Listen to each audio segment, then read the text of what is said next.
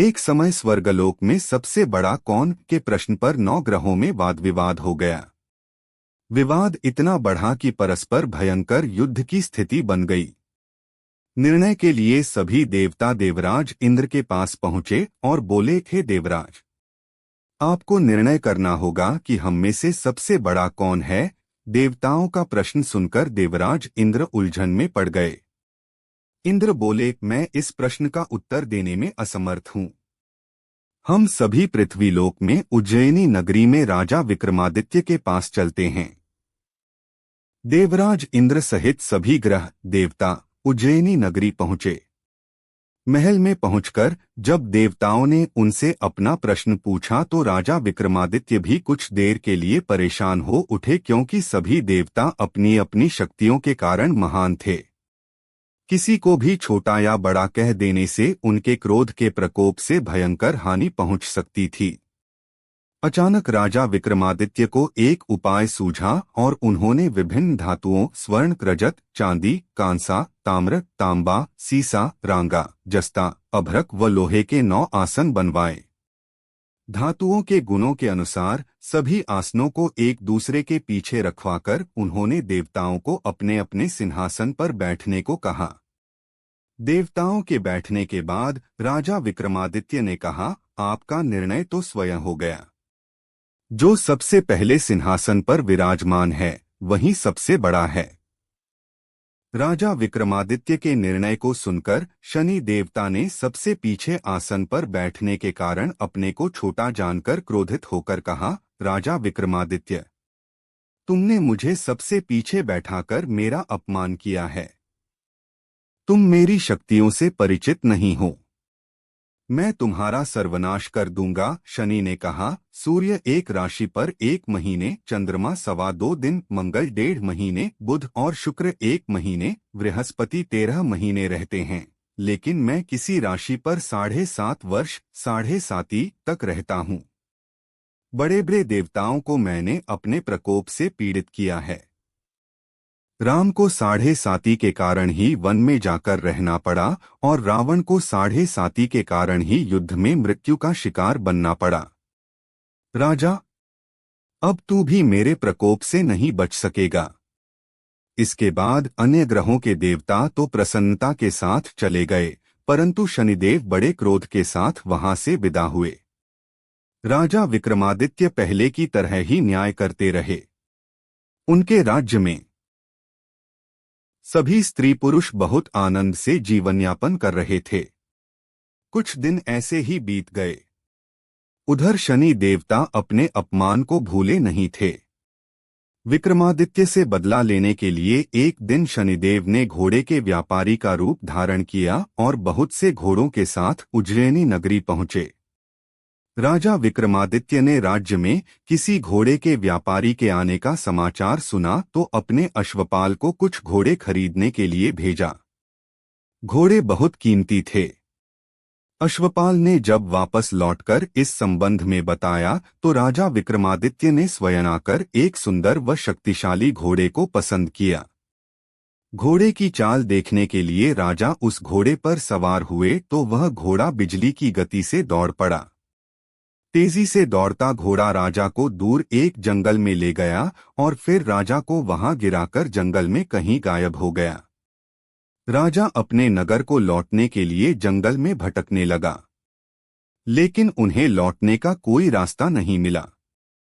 राजा को भूख प्यास लगाई। बहुत घूमने पर उसे एक चरवाहा मिला। राजा ने उससे पानी मांगा। पानी पीकर राजा ने उस चरवाहे को अपनी अंगूठी दे दी। फिर उससे रास्ता पूछकर वह जंगल से निकलकर पास के नगर में पहुंचा। राजा ने एक सेठ की दुकान पर बैठकर कुछ देर आराम किया। उस सेठ ने राजा से बातचीत की तो राजा ने उसे बताया कि मैं उज्जैनी नगरी से आया हूं। राजा के कुछ देर दुकान पर बैठने से सेठ जी की बहुत बिक्री हुई। सेठ ने राजा को बहुत भाग्यवान समझा और खुश होकर उसे अपने घर भोजन के लिए ले गया। सेठ के घर में सोने का एक हार खूंटी पर लटका हुआ था। राजा को उस कमरे में छोड़कर सेठ कुछ देर के लिए बाहर गया। तभी एक आश्चर्यजनक घटना घटी। राजा के देखते देखते सोने के उस हार को खूंटी निगल गई। सेठ ने कमरे में लौटकर हार को गायब देखा तो चोरी का संदेह राजा पर ही किया, क्योंकि उस कमरे में राजा ही अकेला बैठा था। सेठ ने अपने नौकरों से कहा कि इस परदेसी को रस्सियों से बांधकर नगर के राजा के पास ले चलो। राजा ने विक्रमादित्य से हार के बारे में पूछा तो उसने बताया कि उसके देखते ही देखते खूंटी ने हार को निगल लिया था। इस पर राजा ने क्रोधित होकर चोरी करने के अपराध में विक्रमादित्य के हाथ पांव काटने का आदेश दे दिया। राजा विक्रमादित्य के हाथ पांव काटकर उसे नगर की सड़क पर छोड़ दिया गया। कुछ दिन बाद एक तेली उसे उठाकर अपने घर ले गया और उसे अपने कोल्हू पर बैठा दिया। राजा आवाज देकर बैलों को हाँकता रहता। इस तरह तेली का बैल चलता रहा और राजा को भोजन मिलता रहा। शनि के प्रकोप की 7.5 पूरी होने पर वर्षा ऋतु प्रारंभ हुई। राजा विक्रमादित्य एक रात मेघ मल्हार गा रहा था कि तभी नगर के राजा की लड़की राजकुमारी मोहिनी रथ पर सवार उस तेली के घर के पास से गुजरी। उसने मेघ मल्हार सुना तो उसे बहुत अच्छा लगा और दासी को भेजकर गाने वाले को बुला लाने को कहा। दासी ने लौटकर राजकुमारी को अपंग राजा के बारे में सब कुछ बता दिया। राजकुमारी उसके मेघ मल्हार से बहुत मोहित हुई। उसने सब कुछ जानकर भी अपंग राजा से विवाह करने का निश्चय कर लिया। राजकुमारी ने अपने माता पिता से जब यह बात कही तो वे हैरान रह गए। रानी ने मोहिनी को समझाया, बेटी, तेरे भाग्य में तो किसी राजा की रानी होना लिखा है, फिर तू उस अपंग से विवाह करके अपने पाप पर कुल्हाड़ी क्यों मार रही है। राजकुमारी ने अपनी जिद नहीं छोड़ी। अपनी जिद पूरी कराने के लिए उसने भोजन करना छोड़ दिया और प्राण त्याग देने का निश्चय कर लिया। आखिर राजा रानी को विवश होकर अपंग विक्रमादित्य से राजकुमारी का विवाह करना पड़ा। विवाह के बाद राजा विक्रमादित्य और राजकुमारी तेली के घर में रहने लगे। उसी रात स्वप्न में शनिदेव ने राजा से कहा, राजा, तुमने मेरा प्रकोप देख लिया। मैंने तुम्हें अपने अपमान का दंड दिया है। राजा ने शनिदेव से क्षमा करने को कहा और प्रार्थना की, हे शनिदेव, आपने जितना दुहक मुझे दिया है अन्य किसी को न देना। शनिदेव ने कुछ सोचकर कहा, राजा, मैं तुम्हारी प्रार्थना स्वीकार करता हूँ। जो कोई स्त्री पुरुष मेरी पूजा करेगा, शनिवार को व्रत करके मेरी व्रत कथा सुनेगा, उस पर मेरी अनुकंपा बनी रहेगी। प्रातःकाल राजा विक्रमादित्य की नींद खुली तो अपने हाथ पांव देखकर राजा को बहुत खुशी हुई। उसने मन ही मन शनिदेव को प्रणाम किया। राजकुमारी भी राजा के हाथ पांव सही सलामत देखकर आश्चर्य में डूब गई। तब राजा विक्रमादित्य ने अपना परिचय देते हुए शनिदेव के प्रकोप की सारी कहानी सुनाई। सेठ को जब इस बात का पता चला तो दौड़ता हुआ तेली के घर पहुंचा और राजा के चरणों में गिरकर क्षमा मांगने लगा। राजा ने उसे क्षमा कर दिया, क्योंकि यह सब तो शनिदेव के प्रकोप के कारण हुआ था। सेठ राजा को अपने घर ले गया और उसे भोजन कराया। भोजन करते समय वहां एक आश्चर्यजनक घटना घटी। सबके देखते देखते उस खूंटी ने हार उगल दिया। सेठ जी ने अपनी बेटी का विवाह भी राजा के साथ कर दिया और बहुत से स्वर्ण आभूषण, धन आदि देकर राजा को विदा किया। राजा विक्रमादित्य राजकुमारी मोहिनी और सेठ की बेटी के साथ उज्जैनी पहुंचे तो नगरवासियों ने हर्ष से उनका स्वागत किया। अगले दिन राजा विक्रमादित्य ने पूरे राज्य में घोषणा कराई कि शनिदेव सब देवों में सर्वश्रेष्ठ हैं। प्रत्येक स्त्री पुरुष शनिवार को उनका व्रत करें और व्रत कथा अवश्य सुनें। राजा विक्रमादित्य की घोषणा से शनिदेव बहुत प्रसन्न हुए। शनिवार का व्रत करने और व्रत कथा सुनने के कारण सभी लोगों की मनोकामनाएं शनिदेव की अनुकंपा से पूरी होने लगीं। सभी लोग आनंदपूर्वक रहने लगे। प्रेम से बोलिए सानी महाराज की जय हो। पौष पूर्णिमा व्रत कथा। द्वापर युग में एक बार यशोदा मैया ने श्री कृष्ण से कहा कि तुम तो पूरे संसार के पालन करता हो, आज तुम मुझे कोई ऐसा व्रत बताओ जिसे करने से किसी भी स्त्री को विधवा होने का भय न रहे तथा इससे मनुष्यों की सभी मनोकामनाएं पूर्ण हो। श्री कृष्ण बोलते हैं कि माता, आपने बहुत ही सुंदर प्रश्न पूछा है, मैं आपको इसके बारे में विस्तार पूर्वक बताता हूँ। सौभाग्य प्राप्ति के लिए महिलाओं को 32 पूर्णमासियों के व्रत को करना चाहिए, इससे उनकी सभी मनोकामनाएं पूर्ण होती हैं और उन्हें सौभाग्यवती होने का आशीष मिलता है। अब मैं आपको इससे जुड़ी हुई कथा सुनाता हूँ। इस भूमंडल पर एक अत्यंत प्रसिद्ध राजा चंद्रहास से पालित अनेक प्रकार के रत्नों से परिपूर्ण कातिका नाम की एक नगरी थी। वहां पर धनेश्वर नाम का एक ब्राह्मण था और उसकी स्त्री अति सुशीला रूपवती थी। यह सुनकर योगी कहने लगे, हे ब्राह्मण, तुम चंडी देवी की आराधना करो। घर आकर उसने अपने स्त्री से सब वृत्तांत कहा और स्वयं तप के निमित्त वन में चला गया। वन में जाकर उसने चंडी देवी की उपासना की और उपवास किया। चंडी देवी ने 16वें दिन उसको स्वप्न में दर्शन दिया और कहा, हे धनेश्वर, तुझे पुत्र होगा, परंतु वह 16 वर्ष की आयु में ही मृत्यु को प्राप्त हो जाएगा। यदि तुम दोनों पति पत्नी 32 पूर्णमासियों का व्रत विधिपूर्वक करोगे तो वह दीर्घायु होगा। जितनी तुम्हारी सामर्थ्य हो उतने आटे के दिए बनाकर शिवजी का पूजन करना और पूर्णमासी का व्रत रखना। प्रातःकाल होने पर इस स्थान के समीप ही तुम्हें एक आम का वृक्ष दिखाई देगा, उस पर चढ़कर एक फल तोड़कर शीघ्र अपने घर चले जाना और अपनी स्त्री से सब वृत्तांत कहना। जब वह श्री शंकर जी का ध्यान करके उस फल को खा लेगी, तब भगवान शंकर की कृपा से वह गर्भवती हो जाएगी। जब वह ब्राह्मण प्रातःकाल उठा तो उसने उस स्थान के पास ही एक आम का वृक्ष देखा जिस पर एक आम का फल लगा हुआ था। उस ब्राह्मण ने उस आम के वृक्ष पर चढ़कर उस फल को तोड़ने का प्रयत्न किया, परंतु कई बार प्रयत्न करने पर भी वह वृक्ष पर न चढ़ पाया।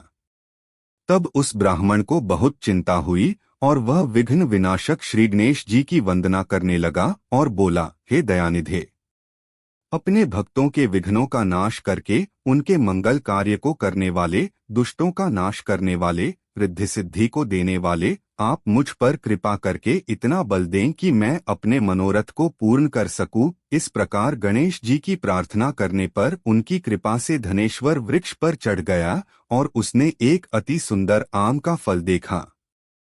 उसने विचार किया कि जो वरदान से फल मिला था वह यह है और कोई फल दिखाई नहीं देता। उस धनेश्वर ब्राह्मण ने जल्दी से उस फल को तोड़कर अपनी स्त्री को लाकर दिया और उसकी स्त्री ने अपने पति के कथनानुसार उस फल को खा लिया। इसके पश्चात वह गर्भवती हो गई।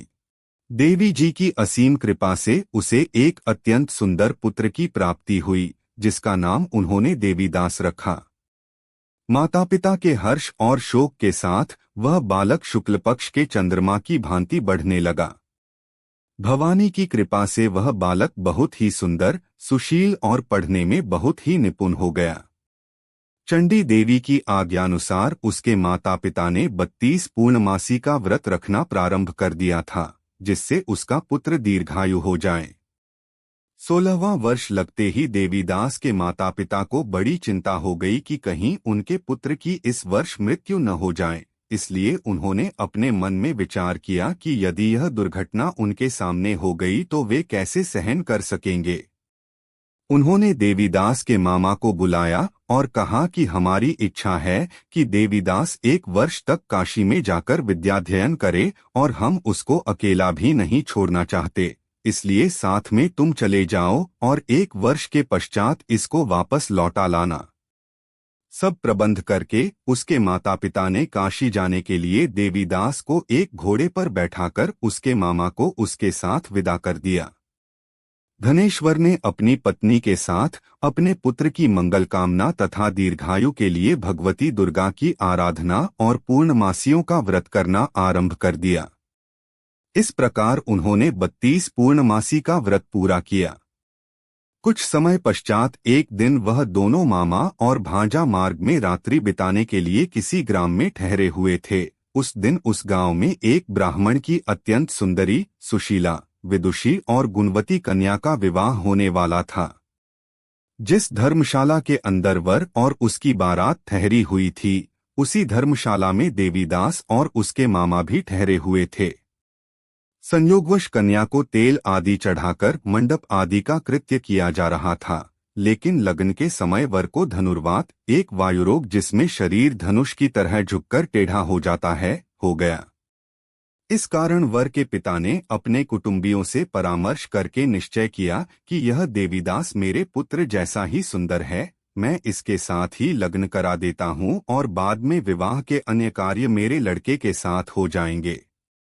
ऐसा सोचकर उन्होंने देवीदास के मामा से जाकर बोला कि तुम थोड़ी देर के लिए अपने भांजे को हमें दे दो, जिससे विवाह के लग्न के सारे कृत्य सुचारू रूप से हो सके। तब उसका मामा कहने लगा कि जो कुछ भी कन्यादान के समय वर को मिले वह सब हमें दे दिया जाए, तो मेरा भांजा इस बारात का दूल्हा बन जाएगा। यह बात वर के पिता ने स्वीकार कर ली और उसने अपने भांजे को वर बनने के लिए भेज दिया और उसके साथ सब विवाह कार्य रात्रि में विधिपूर्वक संपन्न हो गया। पत्नी के साथ वह भोजन न कर सका और अपने मन में सोचने लगा कि न जाने यह कैसी स्त्री होगी।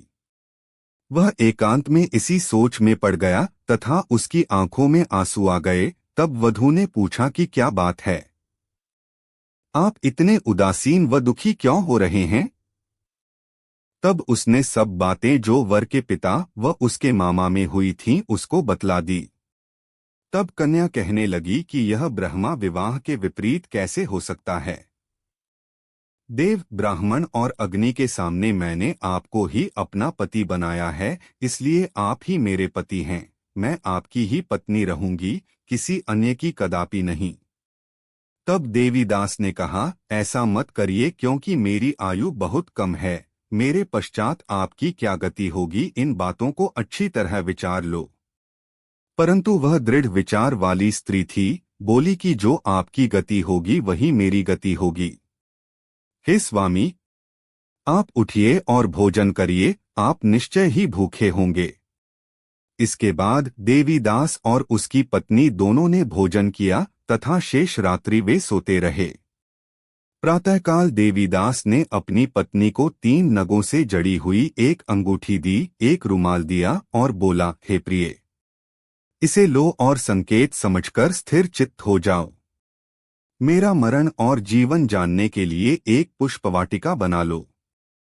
उसमें सुगंधी वाली एक नवमल्लिका लगा लो, उसको प्रतिदिन जल से सींचा करो और आनंद के साथ खेलो कूदो तथा उत्सव मनाओ। जिस समय और जिस दिन मेरा प्राणांत होगा, ये फूल सूख जाएंगे और जब ये फिर हरे हो जाएं तो जान लेना कि मैं जीवित हूँ। यह समझाकर वह चला गया। प्रातःकाल होते ही वहां पर गाजे बाजे बजने लगे और जिस समय विवाह के कार्य समाप्त करने के लिए वर तथा सब बाराती मंडप में आए तो कन्या ने वर को भली प्रकार से देखकर अपने पिता से कहा कि यह मेरा पति नहीं है, मेरा पति वही है जिसके साथ सत्र में मेरा पाणिग्रहण हुआ था, इसके साथ मेरा विवाह नहीं हुआ है। यदि यह वही है तो बताए कि मैंने इसको क्या दिया। मधुपर्क और कन्यादान के समय जो मैंने भूषणादि दिए थे उन्हें दिखाए तथा रात में मैंने क्या गुप्त बातें कही थीं, वह सब सुनाए। पिता ने उसके कथनानुसार वर को बुलवाया गया। कन्या की यह सब बातें सुनकर वह कहने लगा कि मैं कुछ नहीं जानता। इसके पश्चात लज्जित होकर वह वहां से चला गया और सारी बारात भी अपमानित होकर वहां से लौट गई। भगवान श्री कृष्ण बोले, हे माता। इस प्रकार देवीदास काशी विद्याध्ययन के लिए चला गया। जब कुछ समय बीत गया तो काल से प्रेरित होकर एक सर्प रात्रि के समय उसको डसने के लिए वहां पर आया। उस विषधर के प्रभाव से उसके शयन का स्थान चारों ओर से विष से विषैला हो गया, परंतु व्रत के प्रभाव से उसको काट न पाया क्योंकि पहले ही उसकी माता ने 32 पूर्णिमा का व्रत कर रखा था। इसके बाद मध्याह्न के समय स्वयंकाल वहां पर आया और उसके शरीर से उसके प्राणों को निकालने का प्रयत्न करने लगा, जिससे वह मूर्छित होकर पृथ्वी पर गिर पड़ा। भगवान की कृपा से उसी समय पार्वती जी के साथ भगवान शंकर वहां पर आ गए। उसको मूर्छित दशा में देखकर पार्वती जी ने भगवान शंकर से प्रार्थना की कि हे प्रभु, इस बालक की माता ने पहले 32 पूर्णिमा का व्रत किया था, जिसके प्रभाव से हे भगवान आप इसको प्राण दान दें। भवानी के कहने पर भक्त वत्सल भगवान शिव ने उसको प्राण दान दे दिया। इस व्रत के प्रभाव से काल को भी पीछे हटना पड़ा और देवीदास स्वस्थ होकर बैठ गया। उधर उसकी स्त्री उसके काल की प्रतीक्षा किया करती थी। जब उसने देखा कि उस पुष्प वाटिका में पत्र पुष्प कुछ भी नहीं रहे तो उसको अत्यंत आश्चर्य हुआ, और जब वह वैसे ही हरी भी हो गई तो वह जान गई कि वह जीवित हो गए हैं। यह देखकर वह बहुत प्रसन्न मन से अपने पिता के कहने लगी कि पिताजी, मेरे पति जीवित हैं, आप उनको ढूंढना शुरू करें। जब 16वां वर्ष व्यतीत हो गया तो देवीदास भी अपने मामा के साथ काशी से चल दिया। इधर उसके ससुर उसे ढूंढने के लिए अपने घर से जाने वाले ही थे कि वह दोनों मामा भांजा वहां पर आ गए। देवीदास को आता देखकर उसका ससुर बड़ी प्रसन्नता के साथ अपने घर में ले आया। उस समय नगर के निवासी भी वहां इकट्ठे हो गए और सबने निश्चय किया कि अवश्य ही इसी बालक के साथ इस कन्या का विवाह हुआ था। उस बालक को जब कन्या ने देखा तो पहचान लिया और कहा कि यह तो वही है जो संकेत करके गया था। तदुपरांत सभी कहने लगे कि भला हुआ जो यह आ गया, और सब नगरवासियों ने आनंद मनाया। श्री कृष्ण जी कहने लगे कि इस प्रकार धनेश्वर 32 पूर्णिमाओं के व्रत के प्रभाव से पुत्रवान हो गया। जो भी स्त्रियां इस व्रत को करती हैं वे जन्म जन्मांतर में वैधव्य का दुख नहीं भोगती और सदैव सौभाग्यवती रहती हैं। यह मेरा वचन है, इसमें कोई संदेह नहीं है। यह व्रत पुत्र पौत्रों को देने वाला तथा संपूर्ण मनोकामनाओं को पूर्ण करने वाला है। 32 पूर्णिमाओं के व्रत करने से व्रती की सब इच्छाएं भगवान शिवजी पूर्ण करते हैं।